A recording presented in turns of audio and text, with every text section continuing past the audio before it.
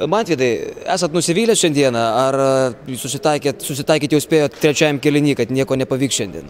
Be abejo, buvo visos mintys tiksliau finale žaisti ir galvojom tikrai, kad laimėsim čia jau namų rungtynėse, o ten jau vabank bus.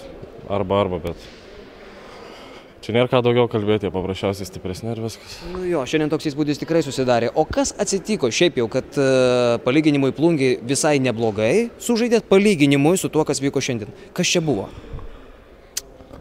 Aš tai bent manau, kad jėgų trūkumas. Antra priežastis gal buvo šiandien mažiau žmonių, tai rotacija buvo mažesnė automatiškai. Ir jie šiandien geriau pataikė, jie, pavyzdžiui, pirmose rungtynėse viską iš po krepšio sumetė, mažai tritaškių, šiandien viskas atvirkščiai buvo. Mes tikėjomės, kad jie vėl taip žais, tai manau, tokios 3 priežastys. Labai pritrūko tų dviejų krepšininkų, Okmano ir Grigaičio, ar ne? Be abejo, Okmano ypatingai, nes vis tiek varikliukas, jis labai greitas, taigus žaidėjas. Nes Vytautas, mūsų centras, negali visų rungtynių atžaisti pilną jėgą. Kada patys jau nuleidot rankas? Iš šono atrodo, kad kažkur trečio kėlinio viduryje. Tikriausiai taip ir buvo.